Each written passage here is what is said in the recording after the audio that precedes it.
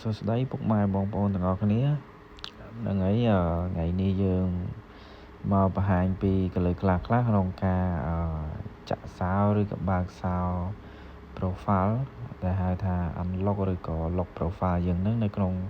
Facebook យើងហ្នឹងដោយសារតែមុខងារនៅក្នុង Facebook យើងគឺវាមានច្រើនមែនទែនអ្នកខ្លះក៏គាត់ចេះទៅតាមហ្នឹងទៅអ្នកខ្លះក៏គាត់មិនទាន់អានចេះអស់អីចឹងណាអ្នកចឹងហើយអ្នកទាំងអស់គ្នាក៏អាចមើលវីដេអូនេះបានសម្រាប់អ្នកដែលមិនទាន់ចេះតែបើអ្នកដែលចេះហើយក៏គាត់អាចអូសរំលងឬក៏មើលវីដេអូផ្សេងបានហ្នឹងហើយថ្ងៃនេះខ្ញុំមកប្រាប់ពីការ lock profile នៅក្នុង Facebook account របស់យើងជាដំបូងយើងចុចកន្លែង profile ខាងក្រោមនេះកន្លែងនេះហើយយើងចុចត្រេ3មកហើយបន្ទាប់មកយើងចុចពាក្យថា setting នេះអូខេយើងចុចពាក្យ setting ហើយ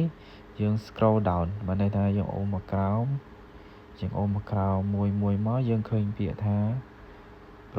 profile locking យើងចុចពាក្យ profile locking នេះមកនេះលើគេនេះនៅក្នុង audience and visibility នេះហ្នឹងហើយយើងចុចមកបន្ទាប់មកអ្នកនរគ្នានឹងឃើញពាក្យថា lock your profile ខាងក្រោមនេះអញ្ចឹងអ្នកទាំងអស់គ្នាចុច lock your profile មកអូខេនេះឲ្យមកដល់កន្លែងនេះអ្នកទាំងអស់គ្នាគ្រាន់តែចុចពាក្យថាអូខេវាជាការស្រេចគឺaccount Facebook អ្នកទាំងអស់គ្នាគឺ lock តែម្ដងគឺឲ្យមើលឃើញតែ friend របស់អ្នកទាំងអស់គ្នាសម្រាប់ឲ្យអ្នកដែលអត់មាន friend គឺអត់អាចចូលមើល account យើងបានទេគឺ only friend តែម្ដងអញ្ចឹងសម្រាប់វីដេអូការ lock profile នេះក៏មានតែប៉ុណ្្នឹងទេគឺកលឹះខ្លះខ្លីងាយស្រួលតែម្ដងហ្នឹងហើយជាចុងក្រោយសូមអ្នកនរគ្នាចុច subscribe channel របស់ខ្ញុំមួយផងដើម្បីទទួលបានវីដេអូថ្មីពីចំណេះដឹងបន្តិចបន្តួចនៅក្នុងទូរស័ព្ទដៃឬក្នុងកុំព្យូទ័ររបស់ពួកយើង